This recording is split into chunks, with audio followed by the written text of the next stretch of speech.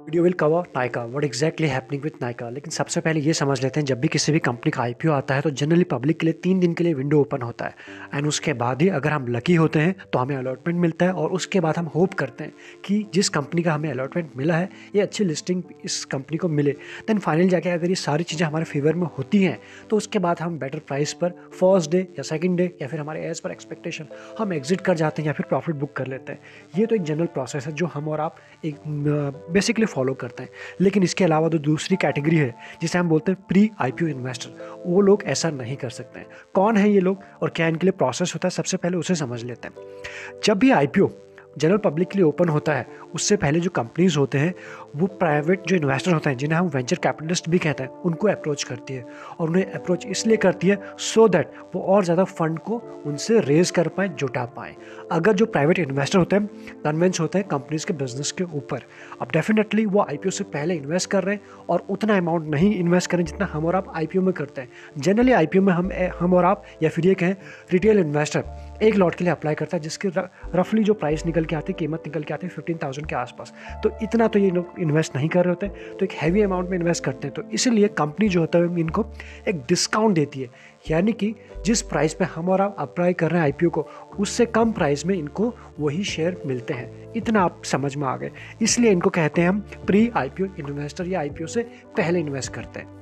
Next आगे क्या होता है, वो लोग आईपीओ से पहले इन्वेस्ट कर रहे होते हैं तो उसमें थोड़ा एक्स्ट्रा रिस्क तो होता है। मतलब कहने का ये है, अगर आईपीओ आया, सही सब्सक्राइब हुआ, उसके बाद ही उसमें लिस्टिंग होगी, ये सब देखने के बाद ही हम फाइनल डे जनरल पब्लिक क्या करती है कि डेटा देखती है, सब्सक्रिप्शन देखती है, उसके बाद ही अप्लाई करते हैं। तो कॉन्फिडेंस आता है कि इसमें अप्लाई करें नहीं करें। लेकिन वो लोग तो पहले ही अप्लाई कर चुके हैं, या फिर ये कहें पहले ही शेयर उनको मिल चुके हुए भी डिस्काउंटेड प्राइस पर। तो ऐसे में एक एक्स्ट्रा रिस्क है कि सब्सक्राइब हुआ नहीं हुआ, अच्छी लिस्टिंग मिली नहीं मिली, तो इसलिए एक्स्ट्रा रिस्क रहता है। तो ऐसे में अगर चीज़ें उनके फेवर में नहीं जाती हैं तो उनको ज़्यादा लॉस होता है। और वहीं अगर हम बात करें उनके फेवर में जाती हैं, अच्छा सब्सक्राइब हुआ, सब कुछ अच्छा होता है, उसके बाद ही उन्हें प्रॉफिट होता है। तो कुल मिलाकर उनका रिस्क भी ज़्यादा है एंड प्रॉफिट भी ज़्यादा है, ये आप समझ रहे होंगे। अब ऐसे में लिस्टिंग डे के दिन क्या हो सकता है, दो ही चीज़ें हो सकती हैं, या तो अच्छे प्रीमियम पे जो शेयर लिस्ट होगा या फिर नहीं होगा। सपोज अच्छे प्रीमियम पे लिस्ट होगा तो जैसे हम और आप प्रॉफिट बुक करते हैं वो भी करना चाहेंगे, बट वो ऐसा प्रॉफिट बुक कर नहीं सकते। वो हम अगली स्लाइड में समझेंगे, लेकिन क्यों नहीं कर सकते या फिर करेंगे तो क्या होगा, सबसे पहले समझ लेते हैं। इशू क्रिएट ये होगा, अगर वो अपनी हैवी क्वांटिटी में जो उन्होंने शेयर पहले बाई की थी आईपीओ से पहले, उसको बेचते हैं फिर प्रॉफिट बुक करते हैं, तो शेयर में फर्स्ट डे ही क्रैक आ जाएगा, यानी अच्छा खासा उसमें हमको फॉल देखने को मिलेगा। और जनरल पब्लिक भी पैनिक करेगी कि हमने अभी लिया इसका शेयर और आज के दिन ही ये कुछ ऐसा हो रहा है। एक पैनिक का माहौल क्रिएट हो सकता है। इतना ही तो आपको समझ में आ रहा है। इसके लिए क्या किया, कुछ रूल्स निकाले हैं सेबी ने। रूल्स क्या है, लॉक इन पीरियड जिसे हम बोलते हैं। लॉक इन पीरियड का मतलब ये है, सेबी का कहना है कि आपने जो आप प्राइवेट इन्वेस्टर हो, आपको जो शेयर मिले डिस्काउंट पे मिले हैं, पब्लिक से भी पहले या फिर पब्लिक से भी कम प्राइस पे मिले हैं, तो डेफिनेटली अब अगर आपको प्रॉफिट होता है या फिर लॉस होता है, एटलीस्ट आपको जो है 1 साल के अंदर या फिर 1 साल के बाद ही आप अपने शेयर को बेच सकते हैं, जिसे ये बोलते हैं lock in period. I think आप इस चीज़ को समझ पा रहे होंगे। जितने भी 2021 में आईपीओ आए, आपने देखा एक सर्टेन टाइम के बाद उसमें बहुत बड़ा फॉल देखने को मिला। वो कुछ हम एग्जाम्पल भी अभी देखने की कोशिश करेंगे, लेकिन सबसे पहले आप ये देख लीजिए, जैसे हम और आप या फिर छोटे इन्वेस्टर फर्स्ट डे ही प्रॉफिट बुक कर सकते हैं, वैसे बड़े जो इन्वेस्टर होते हैं वो फर्स्ट डे बिल्कुल नहीं कर सकते। इवन 1 साल पूरा होने के बाद या फिर ये कहें लॉक इन पीरियड ख़त्म होने के बाद ही वो अपने आईपीओ के शेयर को बेच सकते हैं, जो उन्होंने प्री आईपीओ से पहले उन्हें मिले थे, वो भी डिस्काउंट प्राइस पे। इवन उनको लॉस होता है तब भी उन्हें वेट करना पड़ता है, प्रॉफिट होता है तब भी उन्हें वेट करना पड़ता है। ऑल्दो एज ऑफ नाउ जो लॉक इन पीरियड थोड़ा सा कम कर दिया, 6 महीने का कर दिया, जो पहले 1 साल का था। इतना आपको समझ में आ रहा है कि इनको किस प्रॉब्लम का सामना करना पड़ता है। इन केस उनको प्रॉफिट हो रहा है या फिर लॉस हो रहा है, तो ऐसे में होता क्या है, 1 साल तक ये पेशेंटली वेट करते हैं और उसके बाद फाइनली जाके जैसे ही चीज़ें कंप्लीट होती हैं ये अपने शेयर को ऑफलोड करते हैं। डजेंट मैटर कि उनको प्रॉफिट हो रहा है या फिर लॉस हो रहा है, अगर वो करना चाहे तो कंडीशन तो ये भी है। तो ऐसे में क्या होता है, उसके बाद शेयर में तो बहुत बड़ी गिरावट आती है। अगर वो लोग नहीं बेचते तो शेयर में स्टडी मूव बना रहता है। इतना आपको समझ में आया। आगे बढ़ते हैं। कुछ एग्जाम्पल्स के थ्रू इसको समझने की कोशिश करें। जैसे 1 साल पूरा हुआ तो बहुत बड़ा फॉल देखने को मिला था हमको ज़ोमैटो में। ज़ोमैटो तो सिर्फ एक नाम है, उस दिन ये 20% फॉल हुआ था, उसके पीछे का रीज़न ये है, जितने भी कंपनीज़ हैं सभी में अगर उनमें बड़े प्लेयर ने इन्वेस्ट किया है तो 1 साल के बाद उनमें फॉल देखने को मिलेगा ही, और जनरली ऐसा होता ही है। वो भी अपने फ़ंड को रिलीज़ करना चाहते हैं, फिर चाहे वो जिस भी कंडीशन में हो। यही हाल हुआ था अगर हम बात करें पेटीएम की बात करें, फिर जितने भी हैं, या फिर इस वीडियो हम बात करें नायका में क्या हुआ, प्लस नायका के कंपनीज ने एक स्ट्रैटेजी लगाई कि ये फॉल ना हो। ये उन्होंने एक स्ट्रैटेजी लगाई जो बाकियों में नहीं लगाई, उसको हम समझ लेते हैं एक एक करके। क्योंकि नायका जो है सभी कंपनीज को ट्रैक कर रहा था या फिर समझ रहा था मार्केट में कि जितने भी नई लिस्टेड कंपनीज हैं उनके साथ क्या हो रहा है after lock in period completion. तो उन्होंने क्या किया, इसको क्लोजली देखा और स्ट्रैटेजी लगाई कि जिससे उनका शेयर ज़्यादा गिरे ना। उन्होंने क्या किया, एक बोनस इशू लॉन्च कर दिया। बोनस इशू कर दिया, वो भी किस रेशियो में, 5:1 में। मतलब इसका मतलब ये होता है, आई थिंक आप बोनस जानते होंगे, हमने पहले के वीडियोज़ में कवर किया हुआ है कि बोनस क्या है, राइट इशू क्या है, डिविडेंड क्या है। यहाँ हम समझने की कोशिश करते हैं बोनस का। इसका मतलब ये है कि नायका जो है आपको कुछ नए शेयर आपको फ्री में देगी। फ्री का मतलब अच्छे से समझ लीजिए, 5 शेयर देगी 1 शेयर के ऊपर। अगर आपके पास 1 शेयर है तो नायका आपको 5 शेयर और देगी। अब यहाँ से सवाल निकल के आता है, क्या आपकी इन्वेस्टमेंट वैल्यू चेंज हो जाएगी?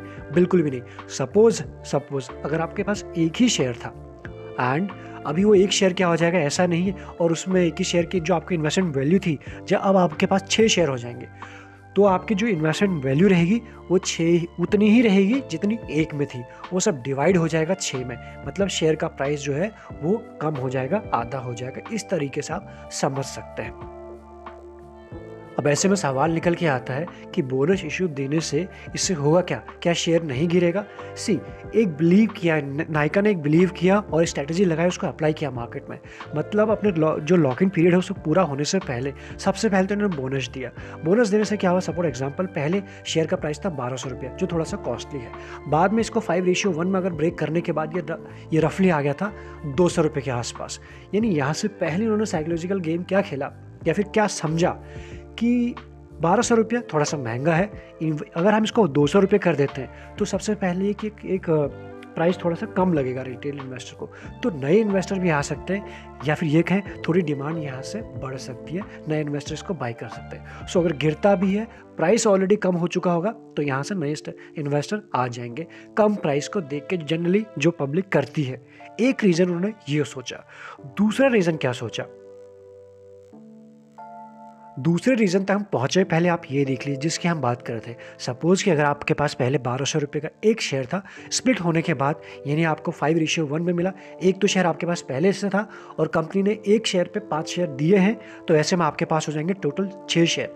मतलब अब जो उसकी वैल्यू हो जाएगी, जो 1200 रुपये नहीं रह जाएगी पर शेयर की, अब हो जाएगी 200 रुपया पर शेयर। तो आपके पास हो गए शेयर 6, लेकिन वैल्यू हो गई, प्राइस हो गया 200 रुपये पर। इतना आपको समझ में आ गया। 200 रुपये पर हो गया तो बहुत सारे लोग जो 1200 रुपये पर नहीं खरीद पा रहे थे, अब वो 200 रुपये पर खरीदेंगे। ऐसे में थोड़ी सी डिमांड बढ़ सकती है एंड जो फॉल था वो कम हो सकता था या फिर हो जाएगा, ऐसा कंपनी ने प्लान किया। पहला, नायका ने क्या किया, bonus issue launch exactly lock in period खत्म होने से पहले किया और ये बिलीव किया कि इस स्ट्रैटेजी के थ्रू उनका शेयर में फॉल नहीं आएगा। मतलब इसका मतलब क्या है, मतलब ये है, सपोज आज तक हमारे पास शेयर थे नायका के, आपके पास शेयर थे एंड कल या फिर परसों इसका जो लॉक इन पीरियड खत्म होने वाला है, तो उस दिन डेफिनेटली आप हो गए।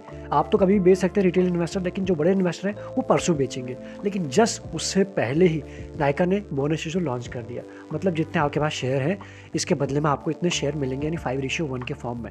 अब जैसे परसों आया, यानी लॉक इन पीरियड खत्म होने की डेट आई, उस दिन आपके पास पूरे शेयर थे ही नहीं। क्यों? बोनस आ चुका था। जितने शेयर आपके पास पहले से हैं उनके नए शेयर भी तो आपको मिलेंगे। तो इसलिए हुआ क्या, उस दिन आपके पास पूरी इन्वेस्टमेंट के आपके पूरे शेयर थे ही नहीं।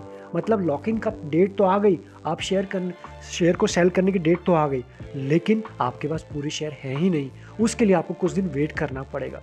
तो ये इन्होंने एक स्ट्रैटेजी लगाई, जब तक आपके पास शेयर नहीं आते। जनरली 3 to 5 डेज लग जाते हैं, कभी कभी ऊपर नीचे भी टाइम में हो जाता है। तो उसके बाद ही कोई भी बड़ा इन्वेस्टर उसको सेल कर सकता है। और तब तक क्या होगा, प्राइस ऑलरेडी अपने आप 1200 से 200 के आसपास एडजस्ट हो चुका होगा। तो जैसे ही प्राइस एडजस्ट करेगा, नए इन्वेस्टर नीचे से आ जाएंगे। जो इसी एग्जांपल के थ्रू इसको समझ लेते हैं। सपोज हमारे पास पहले एक शेयर था जिसकी प्राइस थी 1200 रुपये एंड बाद में 200 रुपये का हो गया। तो ऐसे में 200 रुपये तो आपके जो डीमैट अकाउंट है उसमें दिखाएगा 200 रुपये का एक शेयर है, लेकिन बाकी जो रिमेनिंग 5 शेयर है वो कुछ दिनों के बाद आएंगे। तो ऐसे में जो बड़े इन्वेस्टर हैं उनको उस दिन वेट करना पड़ेगा, यानी लॉक इन पीरियड एंड के दिन वेट करना पड़ेगा सेल करने के लिए।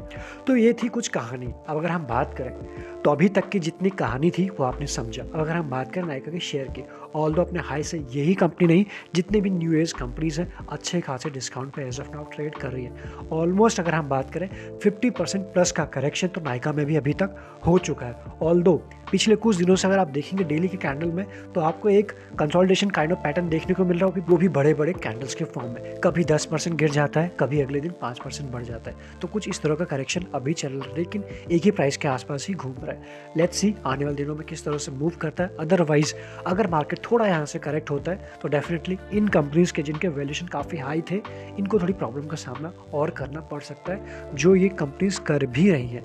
तो नायका की जो स्टोरी थी वो हमने कंप्लीटली आपके सामने रखी है। इसके बाद भी कुछ रह गया आप हमें बता सकते हैं। सारे इंपॉर्टेंट लिंक्स मिलेंगे आपको डिस्क्रिप्शन में। लगे यूजफुल तो आप ज्वाइन बटन भी कंसीडर कर सकते हैं फॉर एक्स्ट्रा लर्निंग के लिए। Thank you so much.